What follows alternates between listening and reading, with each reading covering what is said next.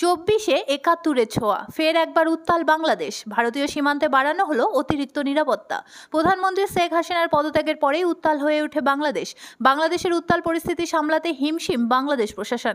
ইতিমধ্যেই ভারত বাংলাদেশ সীমান্তে নিরাপত্তা বৃদ্ধি করেছে ভারত সরকার। সীমান্তের বিভিন্ন জায়গায় মোতায়েন রয়েছে অতিরিক্ত পুলিশ এবং বিএসএফ। পাশাপাশি চ্যাংরাবান্ধা ইমিগ্রেশন চেকপোস্টের পাশেই নিউ চ্যাংরাবান্ধা রেল স্টেশন সংলগ্ন এলাকায় অস্থায়ী তাঁবু টাঙ্গিয়ে মোতায়েন রয়েছে ভারতীয় সেনাবাহিনীর কর্মীরা।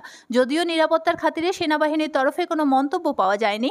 সোমবার রাত 8টা নাগাদ এ নিয়ে কি জানালেন মাথাভাঙ্গার অতিরিক্ত পুলিশ সুপার সনাতন গড়াই, শুনুন। क्या बात है आर्मी आप लोग स्टेशन में? इसलिए आइए तो नहीं बता पाएंगे। वो आए थे दिन में एक ही करके गए, बोले कि यहाँ पे रहना है। हम लोग ठीक है, हम लोग अथॉरिटी को बोल दिया, हायर अथॉरिटी। फिर हायर अथॉरिटी बोले हैं रहने के लिए, तो वो लोग लेटर दिया है। तो बाकी जो बेसिक कम्युनिटीज़ है वो लोग चाहिए उन लोगों को, तो बस ऑल कॉन्सर्न एक मैसेज कर दिया हायर अथॉरिटी को, वही है। कि क्या मैसेज लेटर में क्या लिखा, कौन सा है, कौन है, क्या है? नहीं वैसे कोई नहीं, 15 डोगरा ये जो कंपनी है उन लोग का आर्मी चीफ जो है वो लिखे है बस कि रहना है यहाँ पे।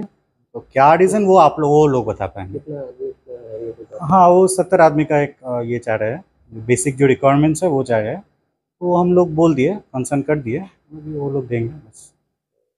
तो कब आया है? आज ही आया है, अभी तो आया है। बांग्लादेश से कोई ताल्लुक है? वो सब नहीं बोल पाएंगे, वो सब तो हम लोग से उनका कुछ है नहीं रेलवे के साथ। वो बस एक जगह चाहते थे, हम लोग रेलवे से मांगे, बस वो देते। कितना दिन के लिए रहेंगे? वो कुछ नहीं लिखा, अभी मेंशन नहीं किया है।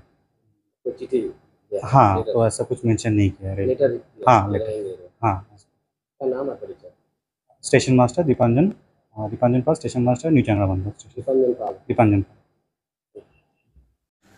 বাংলাদেশের পরিস্থিতি অনুযায়ী এদিকেও আমি দেখতেছি প্রায় 5টার মতো মিলিটারি গাড়ি রেডি রয়েছে, আমাদের চ্যাংরাবান্ধার আশেপাশে রয়েছে। কোথায়? নিউ চ্যাংরাবান্ধা স্টেশনে? নিউ চ্যাংরাবান্ধায় রয়েছে। তো মোটামুটি কতগুলো সেনাবাহিনী এখানে দেখা যাচ্ছে? এরা দেখা যাচ্ছে ক্যাম্প করে রয়েছে এরা? মোটামুটি ধরে নেন 100 থেকে 150 সেনাবাহিনী রেডি আছে। মানে কি মনে হচ্ছে এরা কি মনে হচ্ছে যে যেরকমভাবে রয়েছে তাতে বোঝা যাচ্ছে যুদ্ধের কোনো আশঙ্কা যেরকম দেখা যায় সেই পরিস্থিতির মধ্যে রয়েছে। আচ্ছা, সীমান্তবাসী হিসেবে কি কোনো আতঙ্ক দেখা, ভয় বা এরকম কিছু? সীমান্তবাসী হিসেবে তো আমরা যতই লোকে বলুক না কেন, সীমান্ত যারা বাস করি তারা তো আমরা আশঙ্কা এটা থাকবেই, আমরা তো সেটা ভয়ভীত সেটা আমাদের প্রত্যেকেরই থাকবেই। আচ্ছা ঠিক আছে।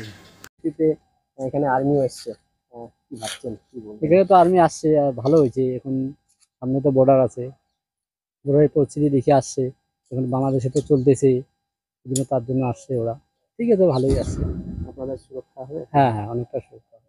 টেনশন না, অনেক টেনশন না, আমরা থাকি না। যখন আসে পুলিশ এবং বর্ডারে আছে, অসুবিধা নেই।